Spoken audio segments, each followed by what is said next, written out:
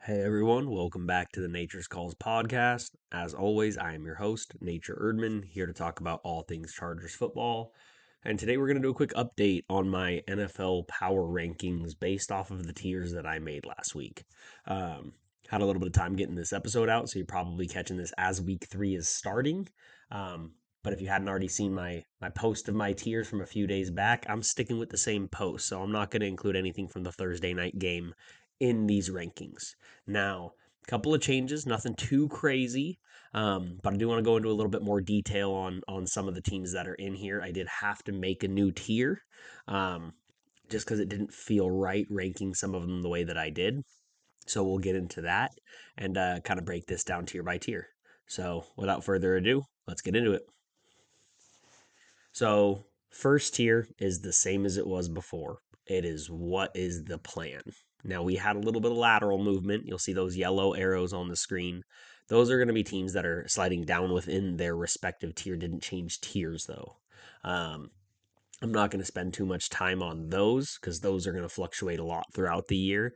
What's going to matter more is actually where people lie within their actual tiers.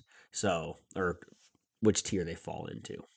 So first tier is still 4 teams at the bottom of the list, and that is what is the plan.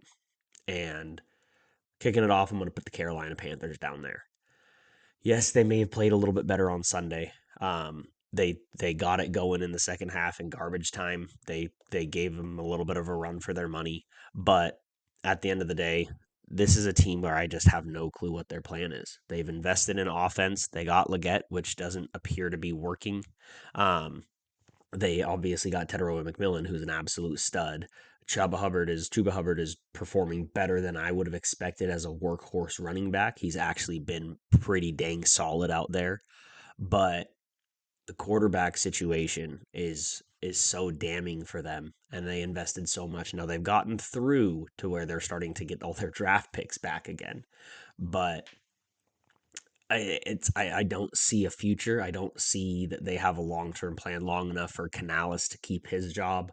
Once you start getting a coach on the hot seat, which I'm not going to say he is this year, but I don't see this team turning it around before next year either.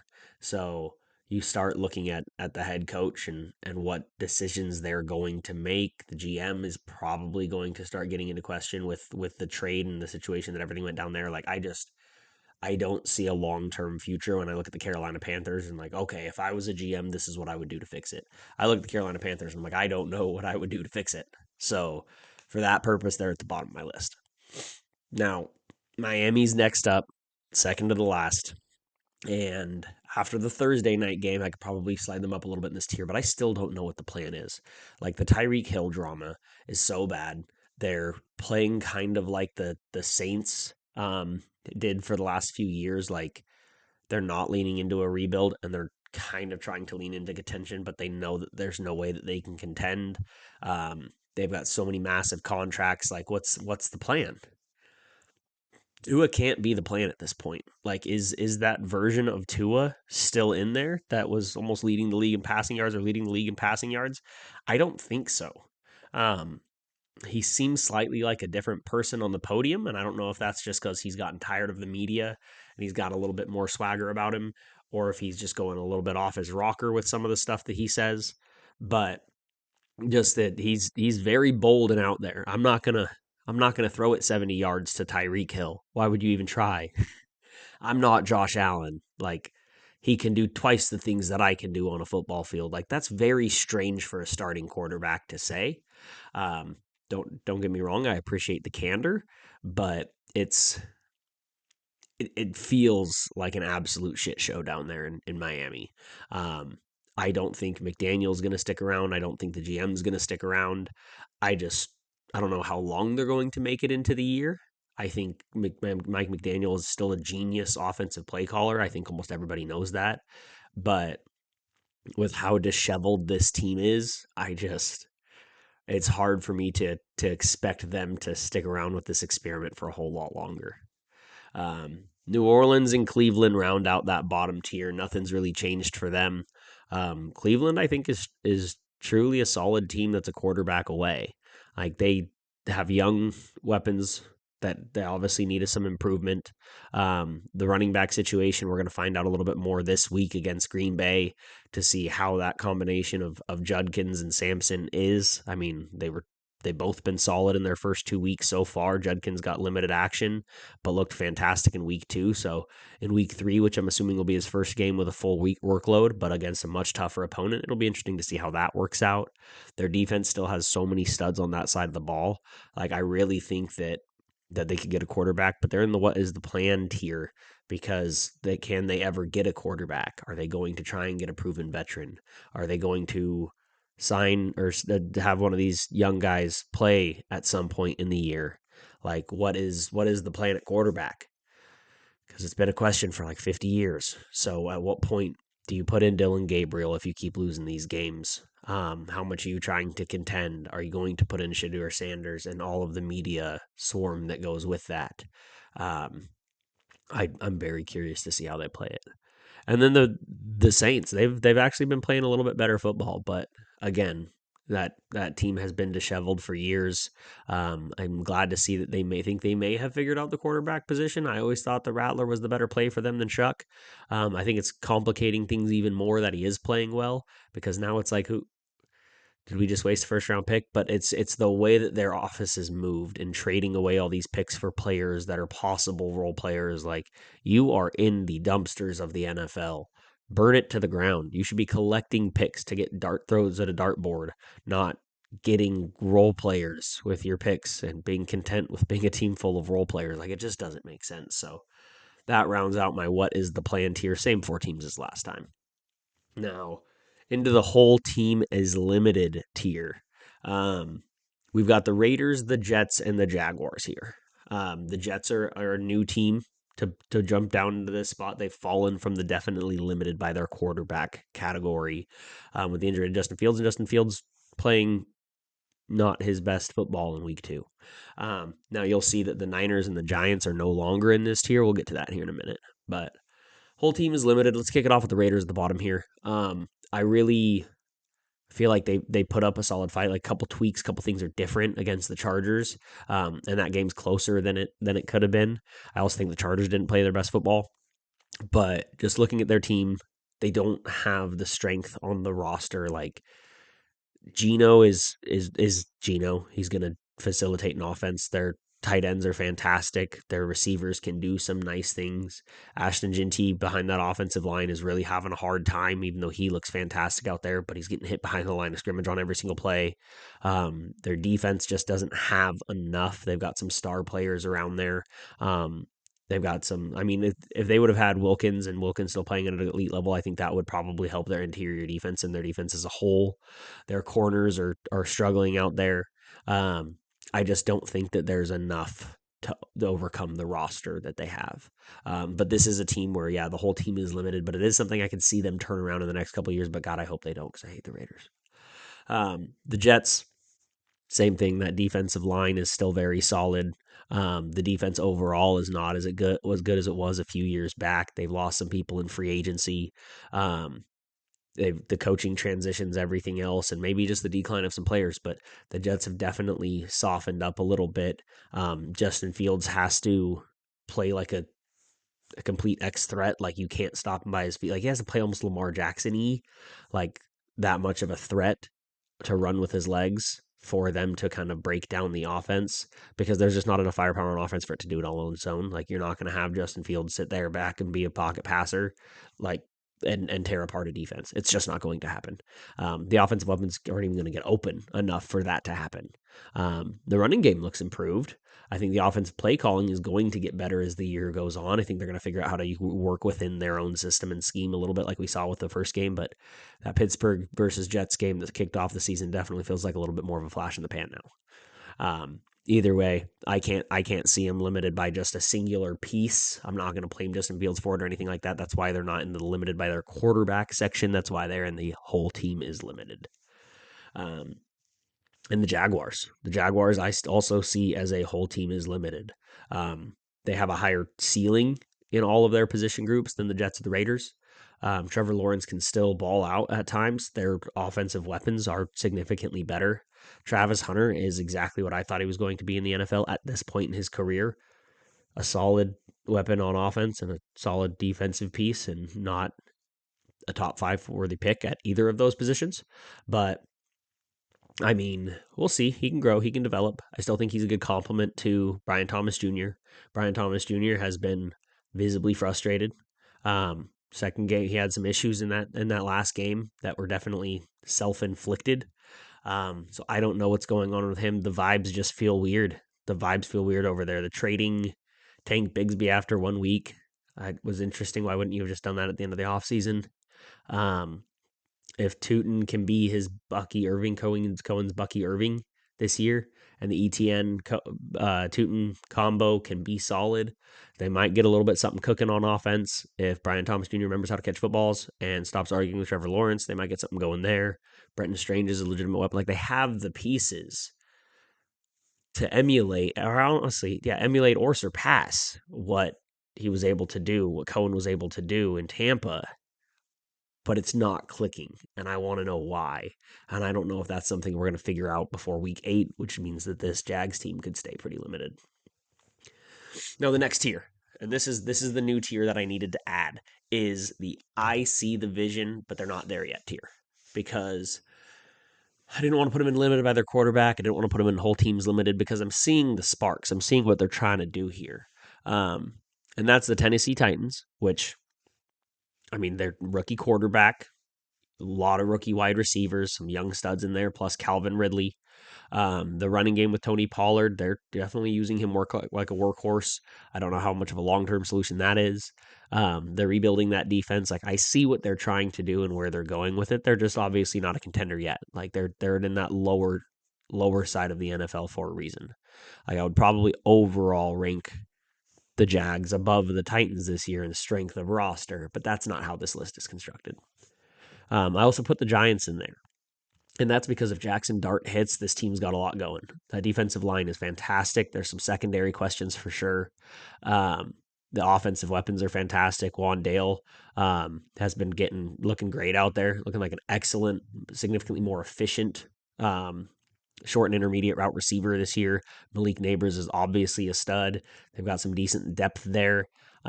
They could definitely use an upgrade at the tight end position to get them cooking a little bit more on offense. I think would open up that offense a lot. Brian Dable clearly still has it from the offensive mind standpoint.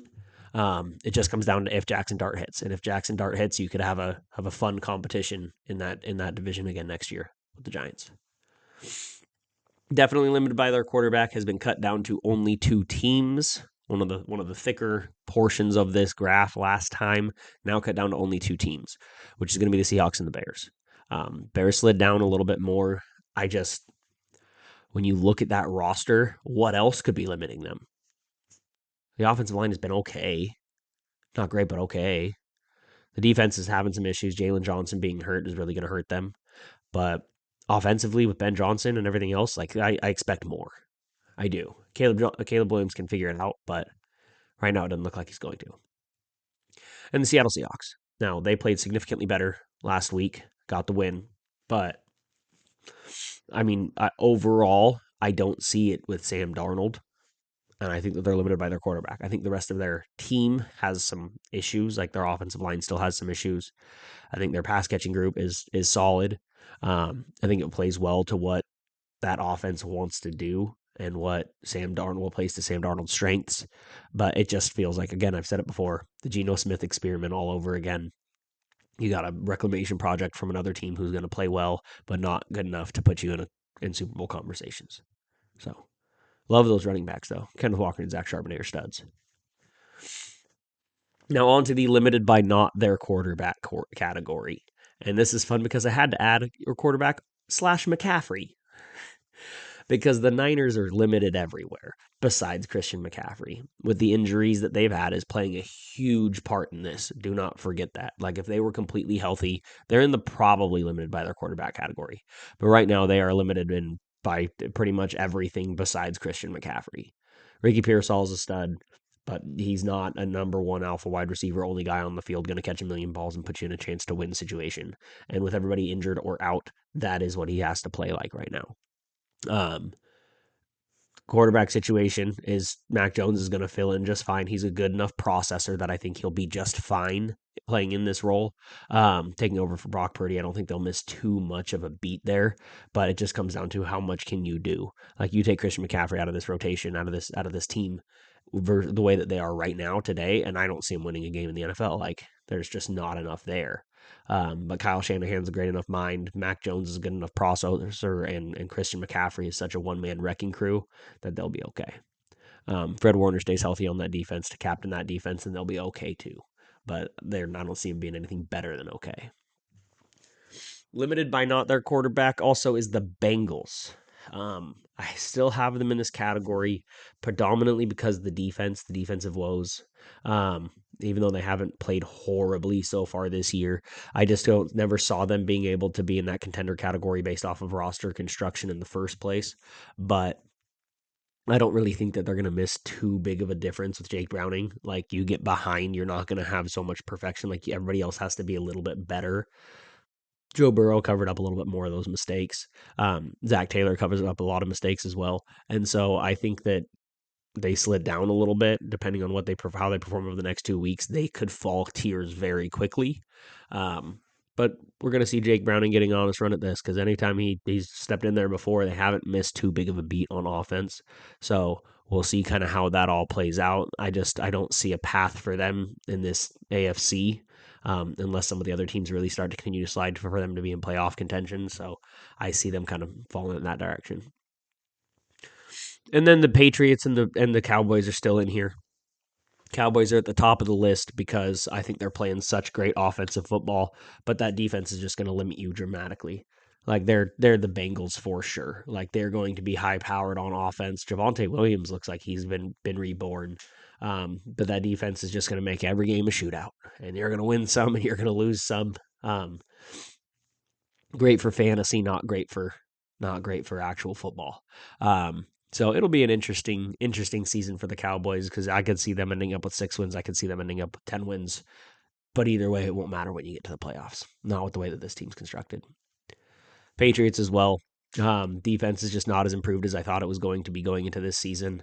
Offense has been okay, but we still know that the weapons that he has aren't necessarily built for throwing a shootout. Not yet, at least. Those wide receivers need some work. TreVeyon Henderson hasn't been getting as much run as I thought he would. So we'll see as they kind of implement him a little bit more into this offense and see what he's able to do. Drake May looks solid. The offensive line is improved, but not great. So we'll see. We'll see where they go, but they're kind of in that. They're very close to being in the I see the vision, but not there yet category. I just think they could make a little bit more of a splash. So for now, I have them a little higher. We'll see if they survive that over the next couple weeks. And then the ever growing, probably limited by your quarterback tier. Now, this has gotten all the way to 7 teams. Let's break down why. Let's start with the Vikings. They could fall quickly. They could fall down these categories quickly.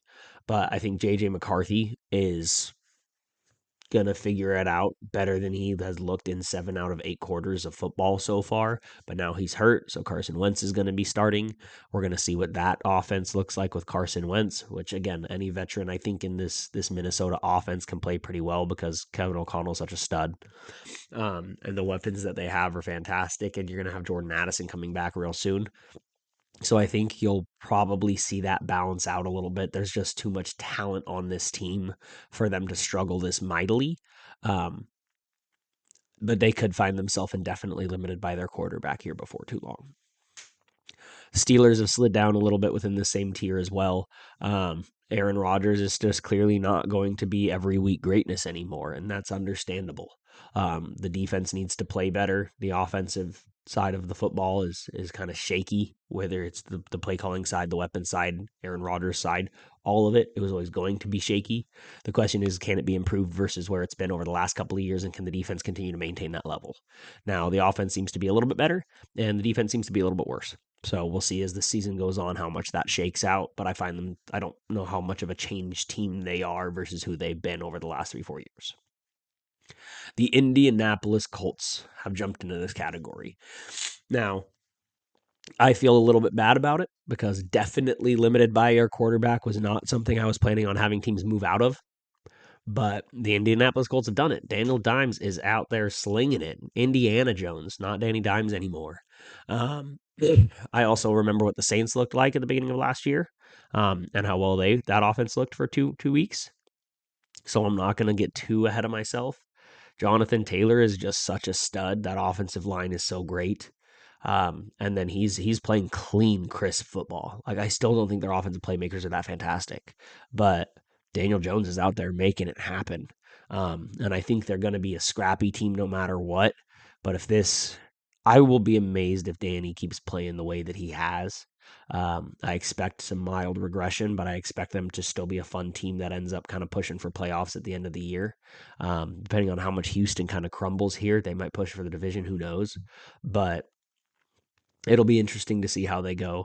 If Daniel Jones doesn't turn into the hot and cold quarterback that he's been in the past, who's also going to turn the ball over, I will be surprised if they clean that out of his game. I've seen it happen before. It'll be a really interesting season for Danny Dimes and everybody's priors, because pretty much I think every fan in the NFL had counted Daniel Jones out, and he didn't write back, as Geno Smith said. So, um, into the Houston Texans. Houston Texans are probably limited by their quarterback still, and I feel very validated over what we saw last week. CJ Stroud just isn't seeing it the same out there, and when he does see it late, he's processing slow. But when he does see it, he's also having trouble making the throws. So I don't see this team, and I don't want to be too much of a hater because this is a team that absolutely smacked us in the playoffs last year, and not necessarily off of phenomenal CJ Stroud play, mostly off of our the offensive struggles, giving up, turning the ball over, their defense playing in good position, poor reads by Justin Herbert, couple of poor throws in there, receivers dropping balls. Like, we're a different roster this year, but either way, they're the team who beat us last, and I don't want to talk too much shit. But when I look at them, I just don't see it. I don't. I do. I just. This is a team that's supposed to be improved and young, and maybe they'll turn it around by the end of the year. But I'm not seeing how this team's going to click. I just don't. Denver Broncos have dropped from contender, but probably limited by their quarterback, into just straight up probably limited by their quarterback. Now, here's the fun fact of all. Here's the fun side of things. I'm going to absolutely try to avoid, and probably just make it a straight up rule, to not let anybody who falls out of contender category back into contender category. So the Broncos are out. I don't see it. Like, I could see, not this year. I just don't. Like, they could improve. Bo Nix could improve. He could figure it out. He could play more like he was last year. But having tape on Bo Nix is showing he's not making all the right reads out there. The throws just aren't there. The defense is not nearly what people expected it to be. I expect those all to improve, but I don't expect them to improve drastically enough above what we've seen so far to where I could see them contending. I guess they could make a push, and they could be a scrappy team, and they could probably beat anybody any given Sunday, but I do not see them making a run. Um, Now, knock on wood, because I could be very wrong. We've seen teams turn it around like that, especially young quarterbacks with great defenses, and turn around and make a hell of a push. Joe Burrow. But we'll see. We'll see how that plays out, because he definitely doesn't have the offensive firepower. Um, I just I'm taking him out of the contender category, and I feel okay about it. The only thing that'll make me kind of worry that I made a wrong choice there is that defense cranking it up to 11 and being exactly what we thought they were going to be. Falcons and Cardinals still kind of sitting in this category. The Falcons have come up a long way inside of this category.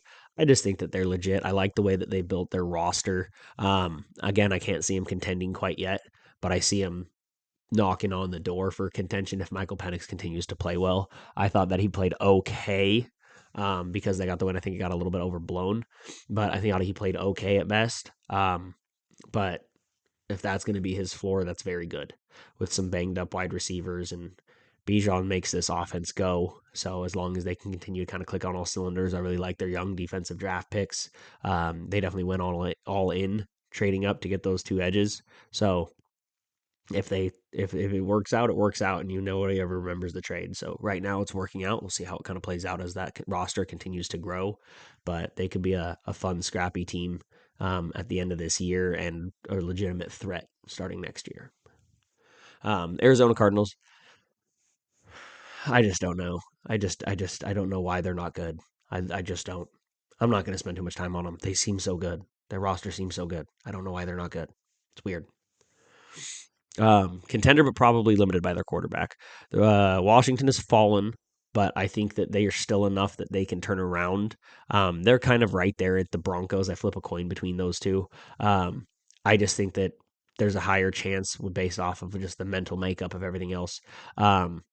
That Jaden Daniels kind of turns it around and gets back to a little bit more better form than what he's showing right now, closer to last year. I don't think he's going to be a top 5 quarterback, maybe top 5 in the NFC. But I don't see him cranking it up to 11 and all of a sudden turning this team into a full blown contender again. But I'm not all the way out on him quite yet. The Lions bounce back in a big way. I know a lot of people are like, hey, it was just a 1 week fluke on week one. So the Lions are all the way back. I'm not going to go there. I think they definitely lost a little bit with Ben Johnson. I think that you just saw the peak in the valley of the Detroit Lions, and we'll see exactly where they go through the rest of the year. But I do think that Jared Goff's inefficiencies are going to stick out a little bit more this year than last year because Ben Johnson made all more of those go away, and you're going to have a couple times where that kind of bites him in the butt this year. And then still the Green Bay Packers. It's going to be hard to get me all the way up to Super Bowl contenders. And they're still, I know they're in a contender category. I think they're limited by their quarterback. My opinion doesn't look so validated right now because they've been playing so well, but we'll see. Give it a few more weeks. We'll see what this team looks like. Super Bowl contenders.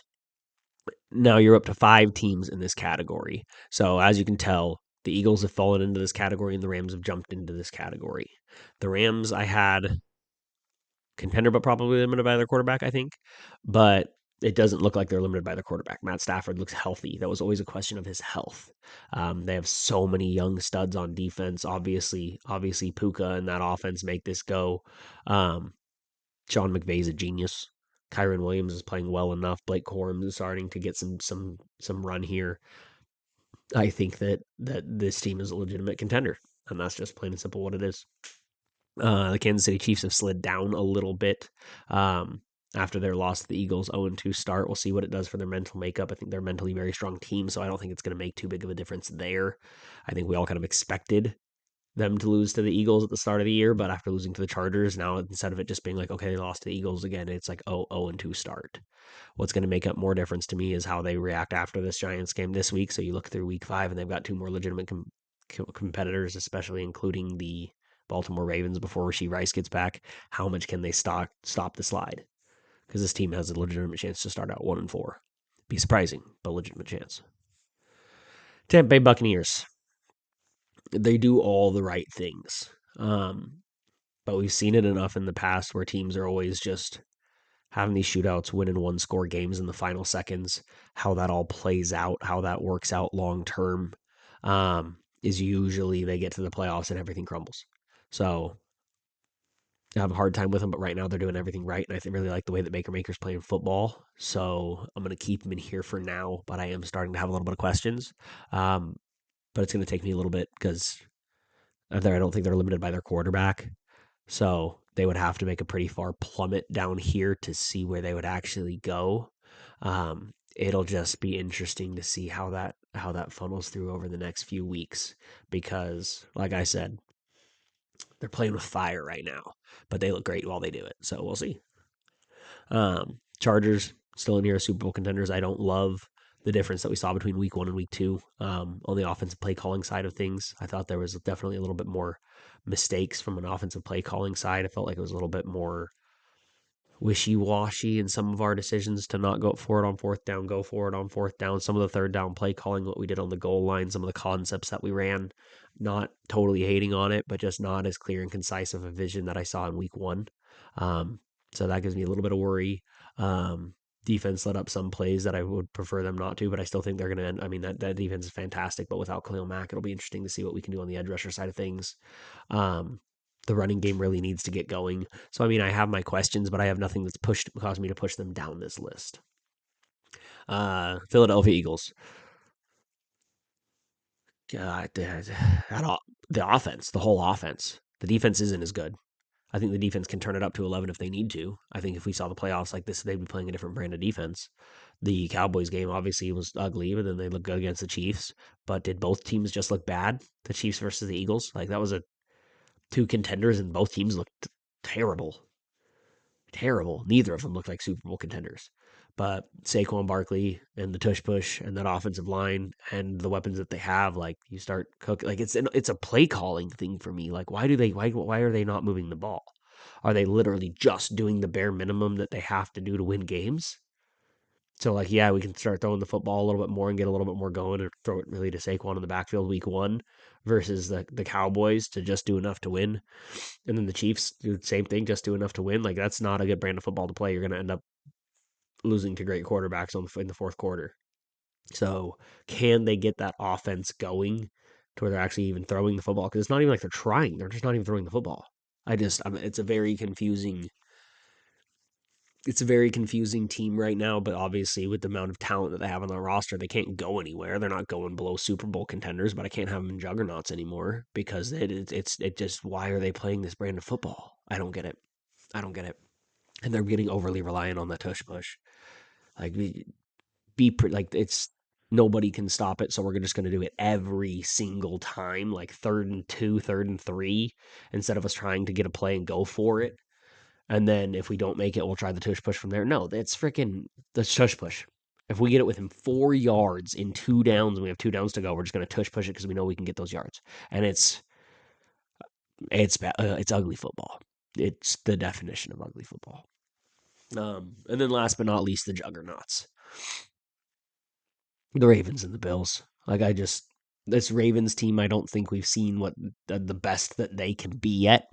I'm not going to beat it up too much. Derrick Henry, that defense, Lamar Jackson playing at a ridiculously elite level. Zay Flowers is that guy. There's not a tremendous amount of help behind him, but they're rounded out well enough. Like Isaiah Likely and Mark Andrews are good enough, and Rashad Bateman's good enough, and D Hop resurgence seems legit, which has given someone a little bit more of a jump ball threat that team needed. Because they're speed and precision, but they didn't really have that guy who's just going to be the hands guy. And so having D Hop for that role is fantastic for them.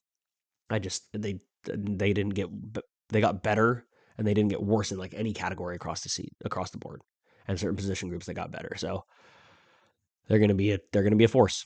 They're gonna be a force all year long, and I think they're gonna be a legitimate Super Bowl favorite, probably to go up against the Buffalo Bills. I think there's teams that can beat them, but I think their better chances are them beating themselves.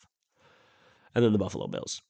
Again, I think that they're still poorly constructed. I think that there's a way that other teams can beat them in the playoffs. I don't think that they're an unbeatable team, but Josh Allen is the singular best football player in the world right now. Like how do you clean up the turnover problem while keeping everything else? Like the level that he's playing football at, how unstoppable he is on offense. It truly is incredible. Like I'm this prime right now of like middle of last year to this point. He's such an absolute freak. Like it's some of the best football from the quarterback position that I've seen played in my lifetime. Can he continue to do it? We'll see. But right now, the way that he's singularly putting a team on his back, making the right reads at the right times, he's so decisive when he takes off to run, which I've seen. Like that's an important thing. He's sometimes he pulls it back up and goes to throw, but usually he's just like, I'm bigger, I'm faster, I'm stronger, I'm gonna go take it. And it's not my favorite brand of football to play, but God, it looks unstoppable right now. So either way, those are your tiers for going into week 3. We'll see how things kind of shake out. I think expect these to kind of get settled and not have much movement over the next few weeks, but let's start to see things get settled out and see if anybody else can climb or fall in the ranks. Chargers, let's get the Broncos win. That's the most important thing, is starting 0-3 or 3-0, starting 3-0. And unless the Raiders can pull off a huge upset today, that would also put us 2 games ahead of everybody in the division with tiebreakers and a perfect record so far. So huge win. Let's go ahead and make sure we beat the Broncos and go from there. Talk to y'all soon. Thanks for tuning in. If you guys like what you heard, please feel free to give me a like and subscribe. Helps me a ton. Also helps you guys stay up to date on all new content as I'm releasing it. If you're not already on my YouTube channel, feel free to hop on over at Nature's Calls Pod. Also on Spotify under Nature's Calls Podcast. Or if you like to consume your content just by scrolling, go ahead and give me a follow on Twitter at Erdman Chargers. Thanks for tuning in, guys. Talk to you real soon.